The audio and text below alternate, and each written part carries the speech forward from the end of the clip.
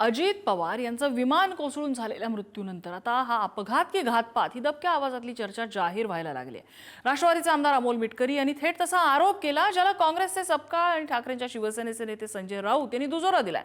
अपघाताबद्दल समोर येणाऱ्या अनेक बाबी सुद्धा चक्रावून टाकणाऱ्या आहेत।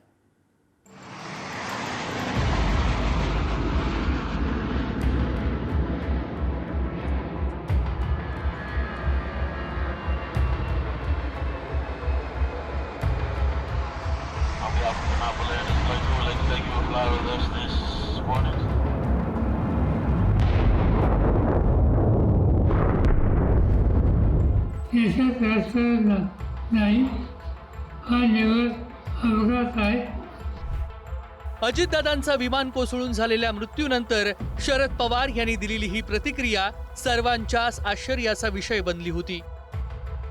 कारण दादांच्या अपघाती मृत्यूला सर्वपक्षीय राजकारणी असोत की सामान्य जनता कुणीच पचवू शकलेलं नव्हतं।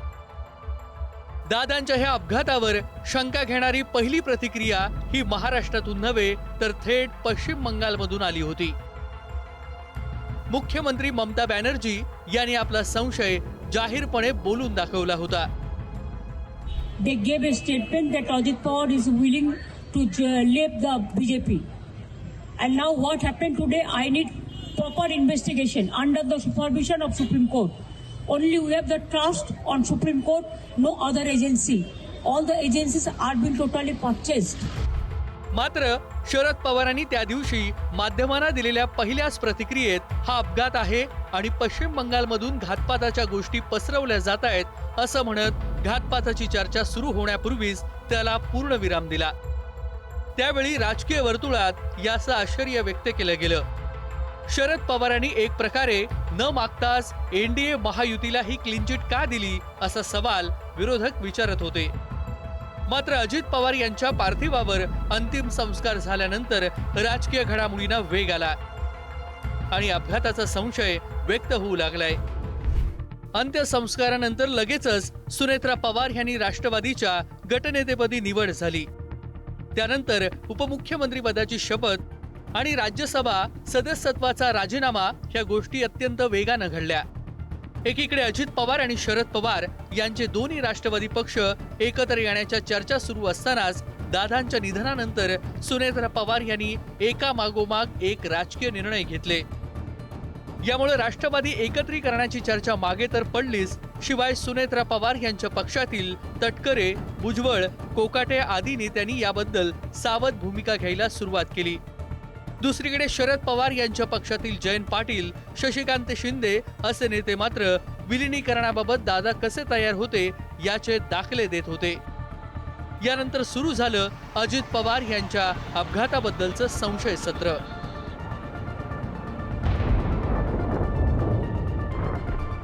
अजित पवारांचा विमान कोसळून मृत्यू हा घातपातच असा स्पष्ट आरोप त्यांच्याच पक्षाचे आमदार अमोल मिटकरी यांनी पहिल्यांदा केला। सोशल मीडियावर पोस्ट करत त्यांनी हा संशय व्यक्त केलाय। या पायलटची हिस्ट्रीच दारूची आहे, ज्याला सस्पेंड केलंय, जे विमान नादुरुस्त आहे, अशा प्रकारे दादांनी प्रवास करावा आणि मग शेवटी बॉडी छिन्न विछिन्न परिस्थितीत माळरानावर सापडावी, कागद जळलेले नसावेत आणि याबद्दलची साशंकता एक कार्यकर्ता म्हणून माझ्या मनात आहे। आता CID चौकशी संदर्भात स्वतः मुख्यमंत्री साहेबांनी तसे निर्देश दिले, तशी चौकशी सुरू पण आहे, पण उच्चस्तरीय पण चौकशी याची झाली पाहिजे। स्वतः केंद्राने यात लक्ष घातलं पाहिजे की हे काय आहे, हा घात आहे की घातपात घडून आणलाय की अपघात आहे। मला कोणावर शंका घ्यायची नाहीये, पण माझ्या शंकेचं निराकरण पण व्हावं, कारण हुरहुर वाटते। अमोल मिटकरी यांच्या ह्या दाव्यानंतर विरोधकांनी देखील मौन सोडत संशय व्यक्त करायला सुरुवात केली। ठाकरेंच्या शिवसेनेचे नेते संजय राऊत यांनी अजित पवार यांनी युती सरकारच्या काळातील कथित घोटाळ्याच्या फाईलबद्दल बोलण्याच्या 10 दिवसात अपघात कसा होतो असा सूचक सवालही केलाय। अजित पवार जे वारंवार सांगत होते माझ्याकडे भारतीय जनता पक्षाच्या घोटाळ्याची फाईल आहे आणि मी उघड करीन, हे त्यांनी 15 जानेवारीला सांगितलं। हे त्यांनी 15 जानेवारीला सांगितलं आणि पुढल्या 10 दिवसामध्ये त्यांच्या विमानाचा अपघात होऊन त्यांचा मृत्यू झालेला आहे। हे रहस्यमय आहे। मला जस्टिस लोहियाची आठवण येते। मी कोणावरती आरोप करत नाही, पण या लोकांच्या मनातला शंका आहे। पहिली जी माहिती आली ती ही आली की व्हिजन क्लिअर नसल्यामुळे, धुकं नसल्यामुळे, हवाई पट्टी जी आहे ती दिसत नसल्यामुळे अपघात झाला, अशा स्वरूपाची पहिली माहिती आली. आणि आता 5वा दिवस असतानाही नेमकेपणाने अपघात कसा झाला, का झाला, ब्लॅक बॉक्स सापडला, त्याच्यात काय होतं, पायलटने अंतिम सूचना काय दिल्या, या संदर्भातीलही माहिती अद्यापर्यंत न मिळणे, एकंदरीत हा सर्व जो घटनाक्रम आहे हा संशयाच्या दिशेने हा घेऊन जाणार आहे. हा अपघात नाही तर घातपातच म्हटलं जात आहे. वेळेवर पायलट का बदलला गेला हा सुद्धा प्रश्न आहे. ज्या पायलटचं नाव पुढे आला होता तो आता जिवंत आहे, कारण तो वेळेवर पोहोचू शकला नाही किंवा त्याच्याऐवजी दुसरा कपूर नावाच्या पायलटला तिथे पाठवलं. पण एक नक्की की दाल में कुछ तो काला लगता है, आणि याची चौकशी निपक्ष होणे आणि त्यातून जे काय हे पुढे येईल तेच सत्य असं समजावं लागेल. अजित पवारांच्या विमान अपघाताला घातपात मांडण्यामागे गृहीतके कोणती आहेत ते पाहूयात. मिटकरींच्या दाव्याप्रमाणे विमानात बसलेल्या वैमानिक, स्टाफ आणि प्रवाशांची संख्या दादा आणि त्यांच्या सुरक्षा रक्षकासह 6 असताना मृतदेह 5च जणांचे कसे? संजय राऊत यांचा संशय आहे की दादांनी युती शासन काळातील भ्रष्टाचाराबद्दल बोलल्यानंतर फक्त 10 दिवसात त्यांचा अपघात कसा काय होतो असा सवाल उपस्थित केलाय.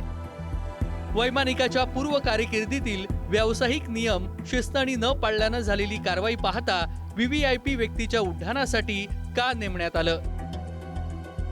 विमान उड्डाणाआधी पायलट आणि को पायलटची जोडी का बदलण्यात आली? बारामतीत जर धुकं होतं आणि पायलट घेरट्या घालून पुन्हा लँड करत होता तर विमान अचानक तिरकं होऊन वेगानं खाली का आलं? हे संशयाचे मुद्दे कमी म्हणून की काय दादांच्या विमानाची मालकी असलेली कंपनी VSR एव्हिएशन बद्दल देखील नवनव्या गोष्टी समोर येऊ लागल्यात. या कंपनीचा युरोपीय देशांमध्ये व्यवसायासाठी आवश्यक असलेला थर्ड कंट्री ऑपरेटर ऑथरायझेशन परवानाही 1 वर्षाआधीपासूनच युरोपियन एव्हिएशन सेफ्टी एजन्सीनं रोखून धरला होता.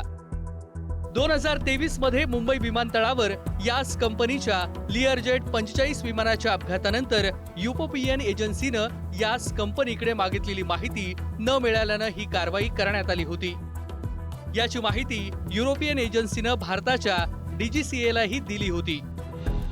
अजित पवार आता कायमचे गेले, मात्र त्यांच्या ह्या विमान अपघाताबाबतचं संशयाच्या धुक्याचं आणि प्रश्नांच्या मोहळाचं निराकरण होणार का हाच खरा प्रश्न आहे.